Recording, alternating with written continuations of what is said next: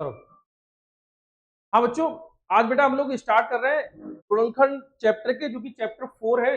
उसके कुछ क्वेश्चन लिए जो बच्चों को प्रॉब्लम आ रही है। छोटे छोटे क्वेश्चन है, बड़े प्यारे क्वेश्चन। अगर आप लोग बराबर करते रहोगे तो इसको बहुत अच्छे से रिवीजन कर लोगे।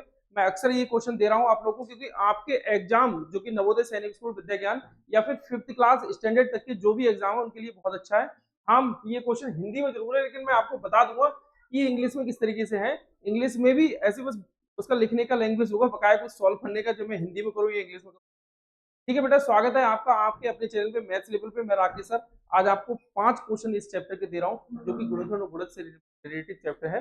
आपको बता रहा हूँ बहुत अच्छे से। आइए बेटा देखो, कह रहे हैं वह छोटी छोटी संख्या जिसे जिसने गुणनखंड 1 3 5 है, जिसके गुणनखंड होगा, जिसकी गुणनखंड 5 है, जिसकी गुणनखंड कितनी है 1 3 और वह छोटी 1 3 और 5।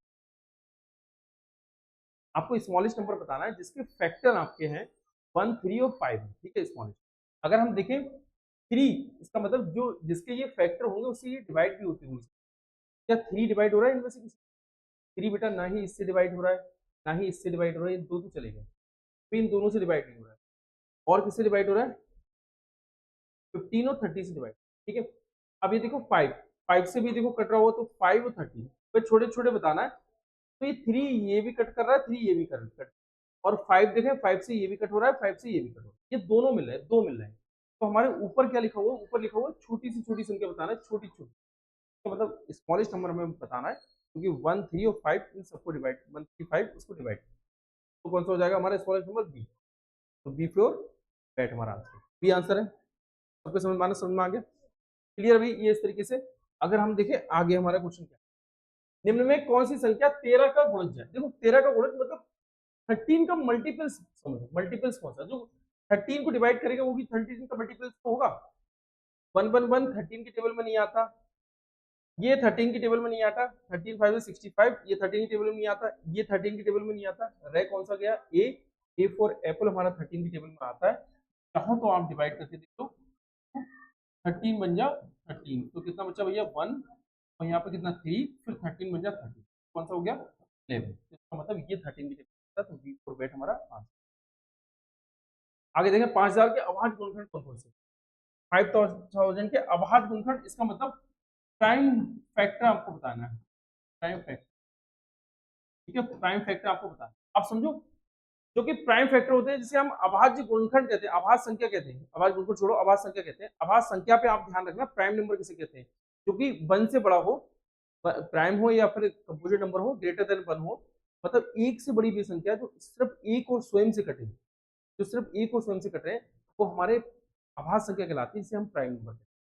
इसके अलावा जो भी होंगी वो हमारे कंपोजिट आते हैं, लेकिन एक से बड़ी है। तो यहाँ पर हम देख रहे हैं 10, देखें 10 हमारा बेटा 1 और 10 के अलावा, इसके अलावा 5 से भी कट रहा है, हम नहीं ले सकते। इसी तरीके से 500 है। अगर मैं ये भी देखूं 50 भी 1 और 50 के अलावा 5 से भी कट रहा है, 10 से भी कट रहा है, 2 से भी कट रहा है, कईयों से कट रहा है, तो इसको भी नहीं ले सकते, क्योंकि 10 और 10 ये भी है, ये भी ऐसे ही नंबर है। इसमें देख रहे हैं, इसमें तो सभी ऐसे ही हैं। और इसमें अगर मैं देखूं डी वाले में, तो आपका 25 ऐसा है जो कि 1 और 25 से कट रहा है, इसके अलावा 5 से भी कट रहा है, तो ये भी प्राइम नंबर है हमारा। ठीक है। हमसे क्या पूछा कि अभाज्य गुणनखंड बताना है, ये हमारा सॉरी कंपोजिट नंबर है, ये भी कंपोजिट, ये भी कंपोजिट, ये भी कंपोजिट। हमको प्राइम देखना है जो कि 1 से और इटसेल्फ से ही डिवाइड हो, इसके अलावा किसी से डिवाइड नहीं हो। ये सब नंबर आप देखोगे 2 और 5, ये दो ही नंबर लिखे हुए, हालांकि रिपीट है। 2 और 5 ये प्राइम नंबर, ठीक है, प्राइम नंबर है 2 और 5, तो इसका मतलब हमारा सी हमारा आंसर है। ठीक है। आगे हम लोग देखें 1 वो 15 और 20 में ओवेनेस्ट गुणनखंड कितने हैं? ओवेनेस्ट मतलब कॉमन फैक्टर, आपके कॉमन फैक्टर कितने हैं? कॉमन फैक्टर, ठीक है, आपको कॉमन फैक्टर आपको बताने की, कॉमन फैक्टर आपके कितने? 20 और 15। तो 20 और 15 में मैं यहाँ पर लिख दूँ 15 के फैक्टर हमारे कौन कौन से? 1 ओवेनेस्ट गुणनखंड हमको देखने हैं, पहले मैं लिख रहा हूँ, फिर इन दो कॉमन कर दूँ, 1 3 5 और 15। ऐसे में देखो 20, तो ये देखो 1 2 4 5 10 और ये 20। ठीक है। अब देख रहे हैं इनमें कॉमन कौन कौन थे? इतने कॉमन है मतलब ओवरनेस्ट। ठीक है, कॉमन का मतलब ओवरनेस्ट। दोनों में देखिए 1 कॉमन है तो 1 लिख दिया। अब इसके बाद देखिए 3 कॉमन है, 3 नहीं 5 कॉमन है, तो हमने 5 लिख दिया। अब इसके अलावा और भी कॉमन, और कोई कॉमन नहीं है, इसका मतलब 2 ही है ना, 2 कॉमन है, तो हमारा 2 आंसर हो जाएगा। तो ये सी वाला हमारा आंसर हो जाएगा, ये 2 वाला हमारा आंसर। ठीक है भाई, इजी क्वेश्चन, कोई भी टफ नहीं है। देखिए पहले 4 गुणज जो कोई हो, मतलब फर्स्ट 5 मल्टीपल्स ऑफ 6, ठीक है, इसका सम करना है। तो देखो 6 प्लस 12 प्लस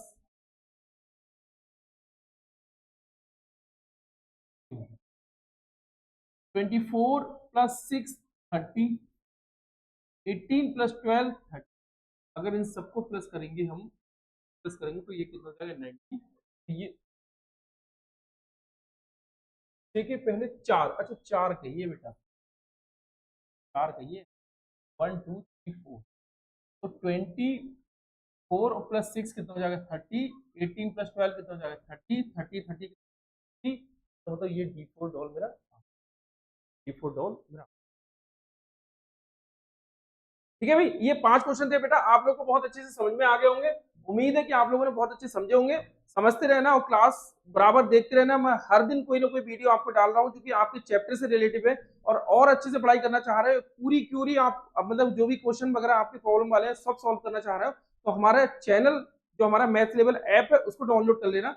उसको डाउनलोड करने के बाद में अगर आप क्लास ले रहे हो तो बराबर हमारी क्लास चल रही है 4 बजे से क्लास में जितने भी डाउट है वो सब डाउट सॉल्व हो रहे हैं, कोई प्रॉब्लम नहीं हो रही है। नवोदय सैनिक स्कूल की बेहतर से बेहतर हम कंटेंट लेके आ रहे हैं जो कि आप लोग तक पहुंच सके। अभी स्टार्टिंग अप्रैल से की है, लेकिन और बेहतर हम लोग सुधार कर लेंगे। ठीक है बेटा, बाय, मिलते हैं अगली वीडियो में। ओके।